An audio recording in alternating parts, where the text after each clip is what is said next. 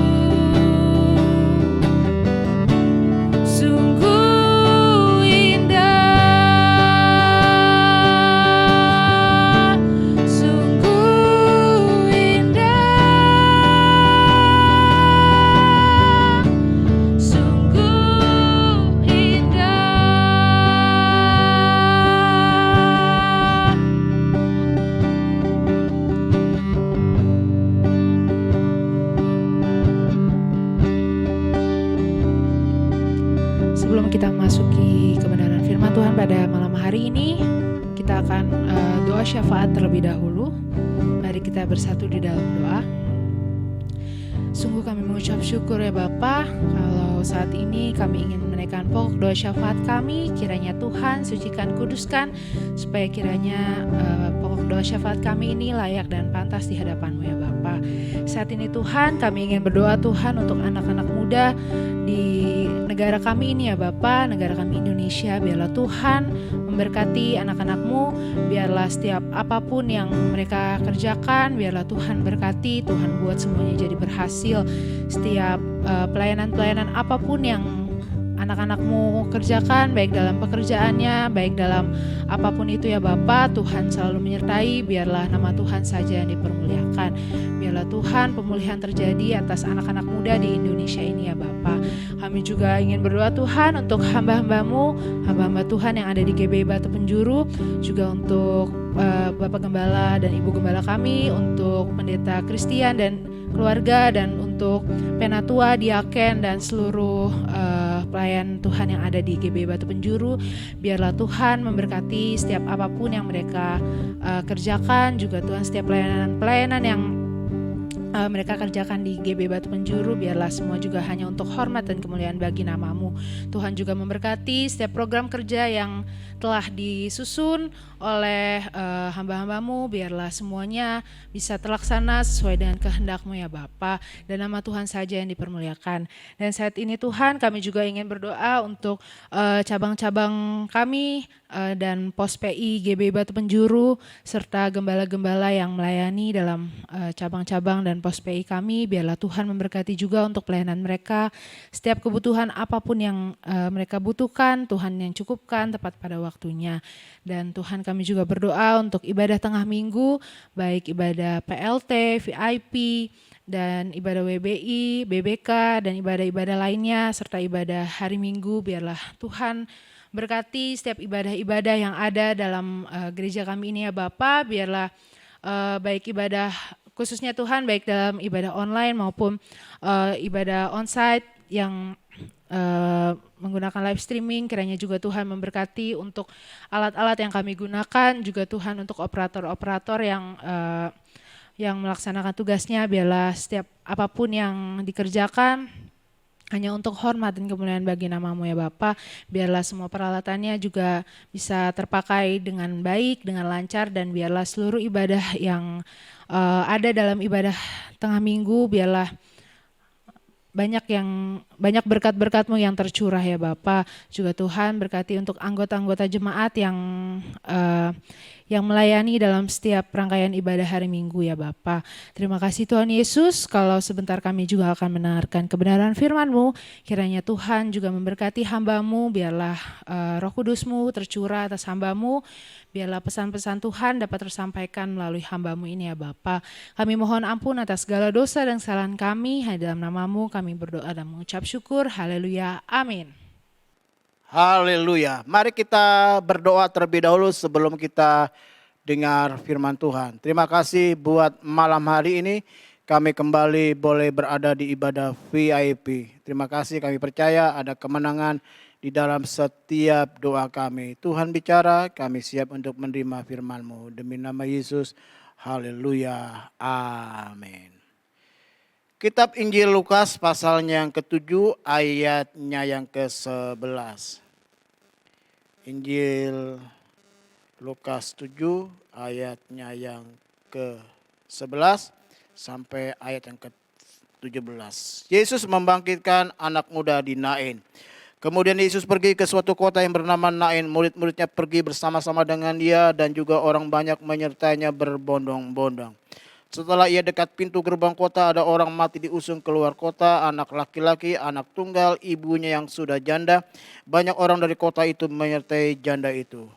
Dan ketika Tuhan melihat janda itu, tergeraklah hatinya oleh belas kasihan, lalu berkata kepadanya, jangan menangis. Sambil menghampiri usungan itu, ia menyentuhnya, dan sedang para pengusungnya berhenti, ia berkata, hai anak muda, aku berkata kepadamu, bangkitlah. Maka bangunlah orang itu dan duduk mulai berkata-kata, dan Yesus menyerahkannya kepada ibunya.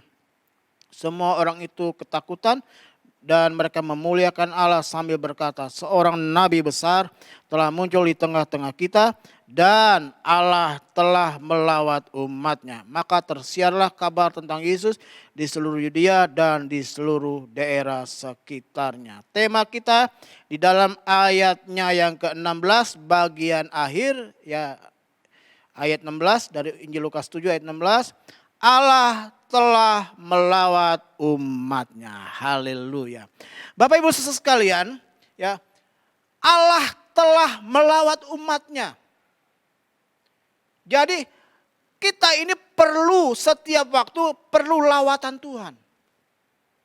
Jadi kalau hari ini engkau sedang punya masalah, punya pergumulan, dokter vonis satu penyakit dalam hidupmu, engkau harus menjalankan ya perawatan, pengobatan yang tidak sedikit engkau harus jalankan. Dan saya ingin katakan Tuhan bisa melawat engkau. Kita butuh lawatan Tuhan. Hari ini engkau sedang punya masalah, punya pergumulan, apa yang sedang kau hadapi? Sakit, penyakitkah? Masalah keluarga, masalah rumah tangga, masalah pekerjaan, masalah ya dalam keluarga, masalah dalam bisnis, masalah dalam usaha pekerjaanmu. Saya ingin katakan Allah melawat engkau malam hari ini. Amin. Jadi Yesus itu ya dari kota Kapernaum ke kota Nain. Bapak Ibu Saudara sekalian, ini diperkirakan Yesus tiba di kota Nain ini ya pagi hari. Karena kebiasaan orang di sana kalau memakamkan seseorang itu diusahakan sebelum siang hari. Jadi pagi hari. Bayangkan pagi-pagi Yesus sudah jalan ke kota Nain menempuh puluhan kilometer. Ya, jadi bisa dibayangkan waktu Yesus jalan itu udah dari tengah malam ya, ke kota Nain. Hanya untuk jumpa dengan seorang wanita yang sedang kehilangan ya anak satu-satunya, anak tunggal. Pertama, perempuan ini janda. Ya, suaminya sudah nggak diceritakan suaminya ini kemana. Tapi kalau dikatakan janda, ini ada kemungkinan jandanya ini karena janda ditinggal mati oleh suaminya. Lalu punya anak satu-satunya, anak tunggal. Nggak ada cadangan lagi. Satu-satunya, berarti ini anak tumpuan harapannya. Tumpuan di masa tuanya ketika dia tua. Tumpuan penerus nama marga, nama fam. Tumpuan penerus ya keluarganya yang diharapkan. Masih muda, tiba-tiba dikabarkan kalau kita baca tadi diusung ke kuburan mengalami kematian. Dan pada umumnya zaman itu kalau ada orang muda mati muda itu dianggap ada sebuah kesalahan. Ya, sebuah kesalahan sampai mati muda. Karena kalau orang yang takut akan Tuhan diberikan umur panjang. Ya, saya nggak tahu anak muda ini mati kenapa. Kalau zaman sekarang mungkin mati karena sakau, ya, karena narkoba, atau mungkin mati karena kebut-kebutan di jalan raya, mati karena kecerobohan. Tapi Alkitab nggak bicara apa. Tapi saya ingin sampaikan perempuan ini kehilangan suami, lalu kemudian kehilangan anak tunggal. Hopeless, putus harapan, kehilangan harapan. Nggak ada harapan karena dia sebatang kara. Tapi saya ingin katakan Yesus datang jauh-jauh, ya, jalan kaki, tiba di kota Nain pagi-pagi, di pintu gerbang ketemu dengan rombongan orang yang sedang mengusung anak tunggal yang mati. Jadi rombongan Yesus, rombongan kehidupan, jumpa dengan rombongan kematian di pintu gerbang, perbatasan berarti. Rombongan sukacita yang Yesus sedang alami, ya, karena ini kan Yesus disertai dengan berbondong-bondong ayat 11. Jadi ada rombongan sukacita, di pintu gerbang ketemu dengan rombongan duka cita. Rombongan Yesus, rombongan yang penuh dengan harapan, jumpa dengan rombongan ya di pintu gerbang, rombongan yang sedang kehilangan harapan. Saya ingin sampaikan, Yesus yang bisa mempertemukan dua hal yang berbeda ini. Dan diubahkan jadi sesuatu yang baik. Karena apa? Karena dikatakan tadi, ayat 13, dan ketika Tuhan melihat janda itu, tergeraklah hatinya oleh belas kasihan, dan ia berkata, jangan menangis. Hari ini Tuhan melawat engkau. Hari ini Yesus melawat engkau. Hari ini dia sedang berjumpa dengan engkau, berjumpa dengan engkau dan saya. Dan hari ini dia berkata kepada kita, ya dengan tergeraknya belas kasihan Yesus. Hari ini Yesus tergerak belas kasihannya untuk saya dan engkau. Hari ini Yesus tergerak hatinya, belas kasihan hatinya ketika Tuhan melihat Ibu Kori, ketika Tuhan melihat Bapak Gerson Libni, ketika Tuhan sedang melihat Clara Latumata, ketika Tuhan sedang melihat Ibu Gultom, ketika Tuhan melihat Ibu Sibarani, ketika Tuhan melihat saudara sekalian yang sedang sakit, yang sedang punya masalah dan punya pergumulan, tergeraklah hatinya oleh belas kasihan, dan dia berkata, jangan menangis, jangan sedih hati. Kenapa? Karena Tuhan sedang hadir melawat kita sekalian. Amin. Ketika Tuhan melawat, ayat 14, sambil menghampiri usungan itu ia menyentuhnya. Harusnya tabu. Karena ketika seseorang di zaman itu menurut hukum Taurat, ketika menyentuh mayat itu najis. Tapi Yesus tidak takut, tidak khawatir. Karena apa? Ketika dia menyentuhnya dan sedang pengusung berhenti, ia berkata, hai anak muda, aku berkata kepadamu, bangkitlah. Maka bangunlah orang itu dan duduk dan mulai berkata, ada mujizat. Jadi sentuhan Yesus yang penuh dengan belas kasihan mendatangkan lawatan, mendatangkan mujizat bagi hidupmu. Hari ini izinkan Tuhan menyentuh hidupmu. Hari ini izinkan Tuhan menyentuh pergumulanmu. Hari ini izinkan Tuhan melawat engkau. Hari ini izinkan Tuhan menyentuh pergumulan ekonomi keuanganmu. Hari ini Tuhan juga ingin menyentuh sakit penyakitmu, dan engkau terima lawatan. Terjadilah mujizat atas hidupmu. Katakan amin. Yes, amin. Amin. Amin. Tuhan punya belas kasihan, dia menyentuh dengan sentuhan yang mendatangkan mujizat. Amin. Mari malam ini kita akan tidur dalam berkat Tuhan, kita alami mujizat Tuhan yang luar biasa, memberkati hidup kita. Yang sakit disembuhkan, yang punya pergumulan mengalami kelepasan, mengalami kemenangan. Ada doa-doa yang sedang dinaikkan, Tuhan menjawab doa-doamu. Tuhan Yesus memberkati kita sekalian. Amin. Terima kasih Tuhan, tergeraklah belas kasihan Engkau terhadap kami. Dan Tuhan menyentuh kami, melawat kami. Terjadilah mujizat bagi kami sekalian. Malam ini, detik ini pun terjadi mujizat. Yes, kami amini, kami amini, kami amini, kami mengaminkan. Kami mengalami mujizat Tuhan dalam nama Yesus. Haleluya. Amin.